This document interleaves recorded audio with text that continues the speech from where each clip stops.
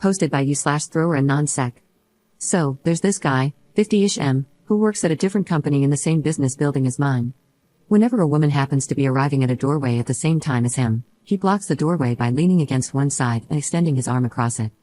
He never says anything, just does this eye contact smile thing for maybe 3 seconds, and then allows us to go through. To be clear, he's forcing you to duck under his armpit to get through. Today, it was finally my turn. I got to the main building door right after him. Instead of holding it open so it didn't close in my face like most people do, he just held it open and stood there with a smug smile. It made me nervous, so I said, can I please enter the building? I need to clock in. He responded with a sarcastic wow, geez, fine, sorry before stepping aside, still holding the door open for me. I then said, stop doing that, we all hate it, and just went in. As soon as I turned the corner from the lobby, I half ran to the stairwell so I wouldn't have to share the elevator with him. I don't even know what firm he works for. According to my closest co-worker, HR won't do anything because he's not our employee. Edit. A male colleague helped us figure out which company he works for by following him up the elevator when he was coming back from lunch. It turns out it's a law office on a higher floor. Another co-worker took one of your suggestions and wrote an email to the building's management office. I went to my department manager and carefully asked if, in a situation like this, I should report it to our own HR. He said it should at least be on record, even if it's hard to prove, which made me give him the fry eyes, IYKYK. But I went back, typed up an email, and sent it, ceasing him and other women that I've specifically seen or heard deal with this guy. If he thought I was being hypothetical, now he knows I wasn't. The colleague who followed him to the law office joked that we should hand draw flyers of him to warn people and put them in the elevators. Update 2 days later. Yesterday was a long day for me. I came in early to 1, make up for lost time spent dealing with this BS, and 2, to avoid the noise. However, someone ran into him in the afternoon and went straight to our manager, saying, he's still doing it. So, as far as yesterday goes, not much has changed. It's only been a day. I got asked, who does he look like? More than once, so I asked around which celebrity we thought he most resembles. We all agreed he looks like the jump to conclusions guy from the movie Office Space. It's true, except he's a lot taller, over 6 feet at least. Thank you so much for all your support and suggestions. I've never been advised about pepper spray so much. I do carry it, but the one time I had to use it, it got in my eyes too, so it's become more of a last resort tool. I told everyone in the bullpen about whipping out our phones and taking a picture or video, including those who might notice from a distance. In the moment, I think a lot of us kind of freeze up. I did, so having a plan of action ahead of time really helps. I took someone's suggestion about wearing huge headphones. The theory is that because people who wear those are in their own little world, it's acceptable to show no concern, which makes attention seekers feel less significant. So I wore mine today and arrived at my normal time, but no one was hanging around the main entrance. I'm not sure if that's because of the email or not. It's probably too early to hear of any official steps being taken. But I did feel kind of young and cool on the light rail. Way more comfortable than my AirPods. Several folks asked about what I wrote in the email, so here's a copy-paste of it, with identifying details omitted or changed. I'll post another update when more happens, hopefully today. I keep rereading the email, and my stomach keeps flipping over and over like I'm a kid about to get in huge trouble, vomit face emoji. 2. HR department at the law offices of blank and blank. I'm writing on behalf of myself and several employees at Call Center Company, located on the 3rd floor of our shared building, to inform you about some workplace harassment we have been experiencing. For several weeks now, an employee at your firm has been intentionally intimidating women by interrupting their path of travel to and from our offices by blocking the doorway with his body in order to force an interaction. He will not move aside until some kind of verbal exchange has happened. He only does this with women, as far as we've observed and documented, which makes us inclined to call this intimate harassment. This behavior is of course unacceptable. This individual creates a very uncomfortable work environment, despite being in different organizations on different floors.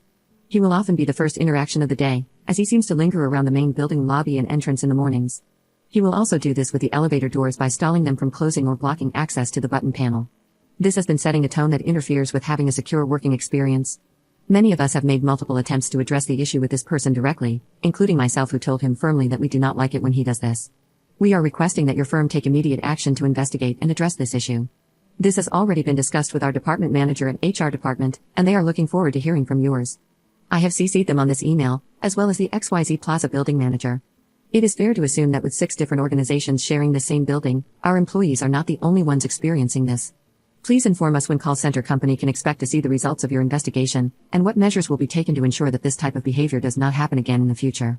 We hope that this issue can be resolved quickly, and that appropriate actions will be taken to ensure that all employees working in XYZ Plaza feel safe and respected as we all make our way to and from our offices. Sincerely with gratitude, Up. Okay, I have to get back to work. I will update later on. Update 6 days later. Oh boy, I've never gotten this much traffic from a post before. Mostly, it's been positive, with all the support, suggestions, input, and reminders I've received over the last several days.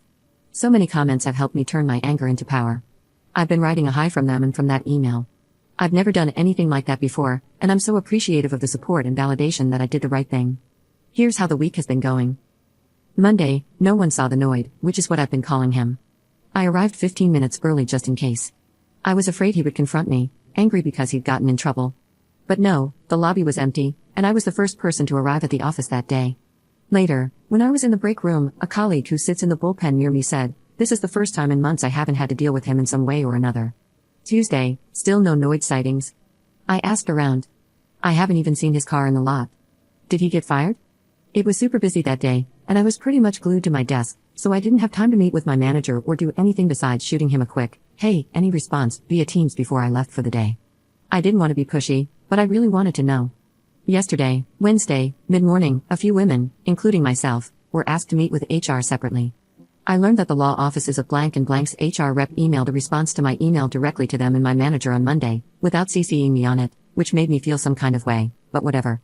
The Noid is not an attorney but a paralegal, and he is on voluntary leave for the week. I asked if the response email could be forwarded to me, but I was told that policy prevents HR from disclosing any disciplinary actions that might have been taken against him. Then I had to write a short statement describing my specific encounter. I hate how, in words, it doesn't look like a big deal, but I was assured that it is. A bunch of us went out for cocktails after work, and I got to hear what others wrote in their statements, like how he sometimes followed them to their cars trying to talk to them, or how he would stand in the elevator doors, preventing them from closing until they said please. Just EU. Today, Thursday, I just got here, and still no Noid. We are all hungry to know what happened, if he got fired, transferred, or something else. No one has been told anything except that he chose to take some days off. Maybe this is the law office protecting themselves, I don't know.